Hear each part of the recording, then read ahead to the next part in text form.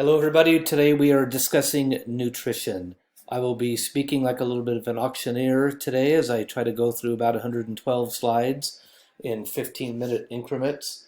My goal is to do this within 3 parts, but that may not be possible.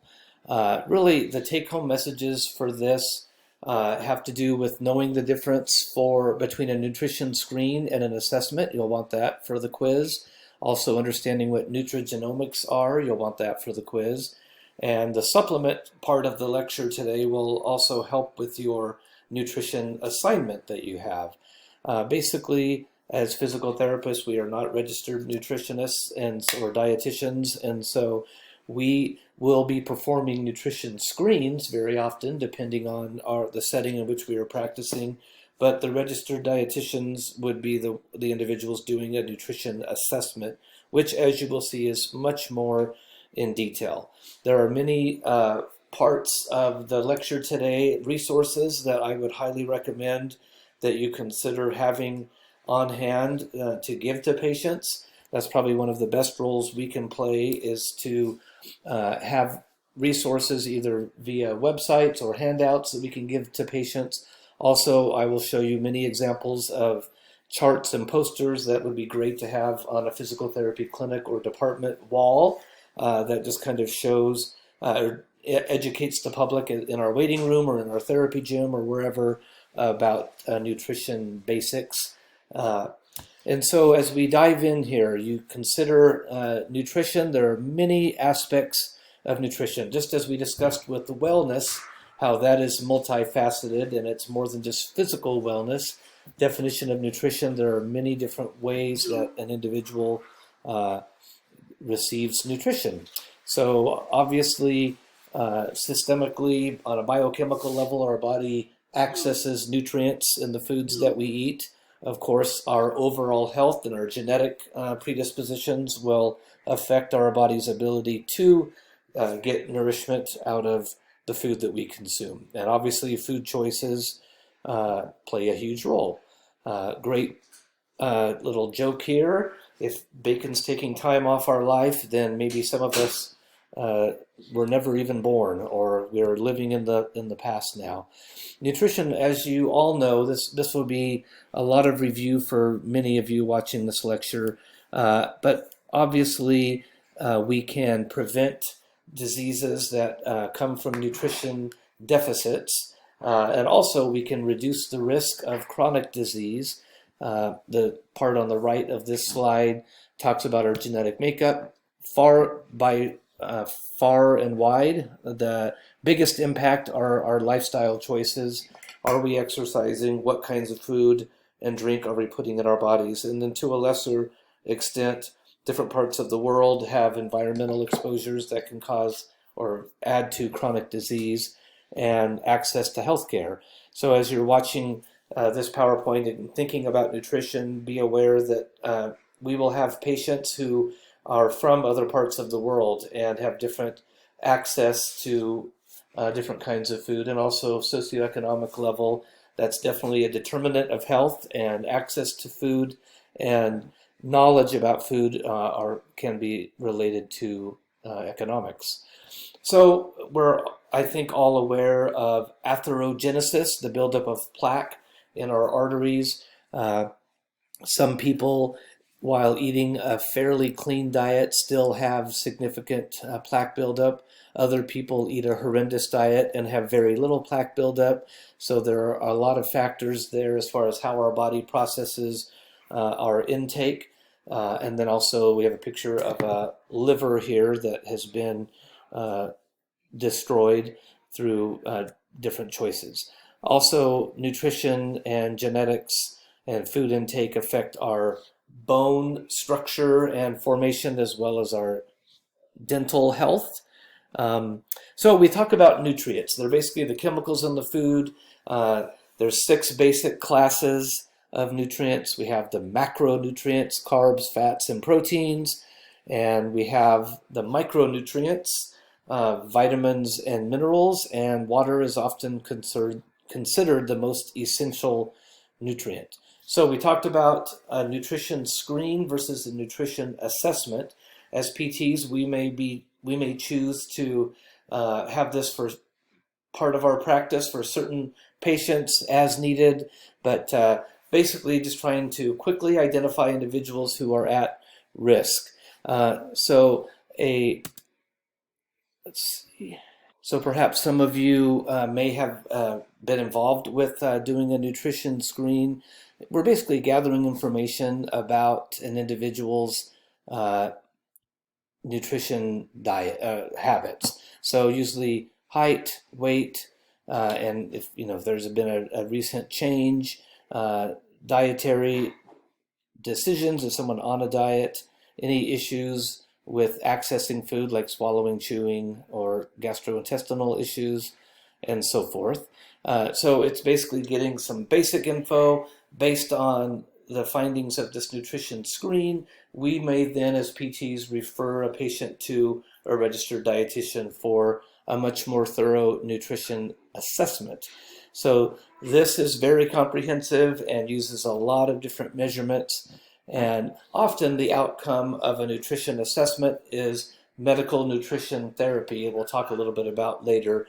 But basically, then a registered dietitian will take the findings of a very thorough, comprehensive nutrition assessment and put together, often in conjunction with a physician, a medical nutrition therapy plan for either to often limit certain kinds of foods or maybe use some supplements to assist an individual based on their specific nutrition needs. So this is, as we said, far more in depth, not completed by a physical therapist, by a registered dietitian, and they will be able to then identify these medical nutrition therapies. So we have these 5 parts of a nutrition assessment. We'll talk briefly about those. So anthropometric measurements, BMI obviously is huge. Waist to hip ratio, both of those, BMI and WHR, are measurements that can be used to predict potential future health issues. Sometimes skin fold measurements or the DEXA scan to look at body fat content and so forth. So that's the anthropometric. Biochemical data, often they will use samples of blood, urine, saliva, whatever it may be, to look at more in depth at certain lab findings. A clinical exam, looking at some of these types of situations, their appetite or interest in food or drink, depression, loss of muscle mass or fat. Anyway, this is just looking much more in depth at an individual's situation and what may be adding to or causing some of their health problems. And so looking at nutritional status, we're going to look at intake and nutrient requirements. We have the scale here. Hopefully our requirements on the right of the scale will be matched by our nutrition intake.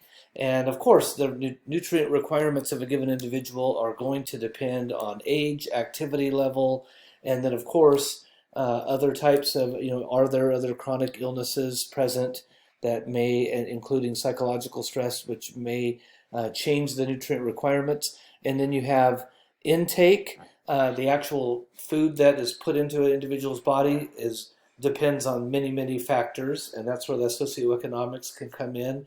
But also, we also talk about health literacy, and the general public who does not have medical or health background or training, their understanding of how or why certain foods are helpful or harmful will be quite limited, and so that's where the food intake can have a big role on the left side of the scale. But then also, even with the best intake, some people have situations that their bodies are not able to benefit from the nutrients, the chemicals that are in the food that would help them, but they're not able perhaps to absorb them effectively. So when a deficiency is developing, there's all these different factors that come into play. And again, we're not dietitians, so we don't really need to get too in depth into that.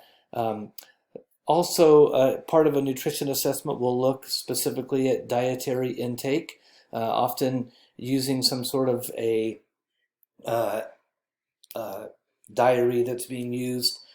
Sometimes they'll just do a 24-hour recall. Much more effective is a week-long type of diary where it's going to be logged as everything, all intake will be logged, and we certainly find that a lot of people forget. Often we forget the less healthy parts of our diet, and so doing a food diary on a daily basis can certainly capture a lot more of those details. Um, and so some of the factors we talked about, the right side of that scale back here, and the right side here, the nutrient requirements.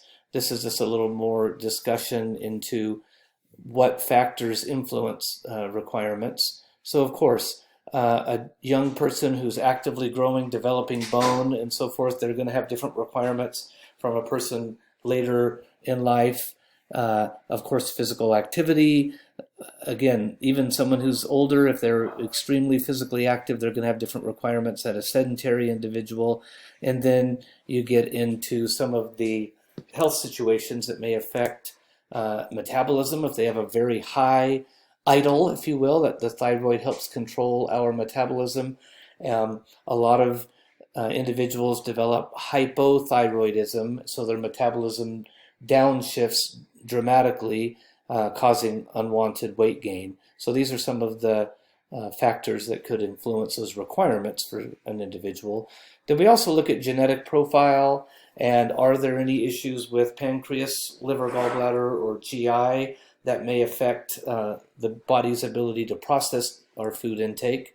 And also, if we have liver or kidney disease, drug interactions, malnutrition, those things obviously negatively affect our ability to take advantage of the nutrients in our intake. And certain specific conditions, someone who suffered a burn over a significant part of their body has a very difficult time processing some of their nutrients and have greater needs. Kidney failure, patients on dialysis, they have a lot of issues absorbing, often very dehydrated and absorbing nutrients. A lactating female is going to have different needs as well as far as those nutrition requirements. And finally, we have environment. So, the individual who has a low socioeconomic status, they're having to utilize food stamps or government support. They perhaps are not going to have the budget that other people may have as far as eating whatever they want. A lot of individuals are dependent on a spouse or caregiver for what that determines what they eat. Over the years, I've seen many home health patients in assisted living facilities, some of whom are eating very, very well, others who are eating very poorly. And when patients' health affects their ability to prepare food, they often are kind of at the mercy of the facility where they're staying or an individual who's preparing the food for them. Also, other health conditions can affect their teeth, their taste, and of course their mobility level, all of which has an impact on that nutrition assessment. So that's the difference between a screen and an assessment. A screen is very superficial, general, something that is recommended that different allied health professionals are educated on. That's why you're getting this lecture, so that we can provide resources and identify people who are obviously at need and make that referral to a registered dietitian who can effectively complete the much more comprehensive nutrition assessment. So many nutrition guidelines, and this, as we get into some of these guidelines and some of these different researchers, these are some of the resources that can be very helpful for patients. Looking back historically, there have been a lot of government involvement trying to identify and establish nutrition guidelines. And so we have our daily recommended intake, our recommended daily allowance, dietary values, and so forth. All of these come up or are part of these guidelines. Healthy People 2020 is the government's effort to establish health objectives for the nation. And so you can look there on the website that we will show you.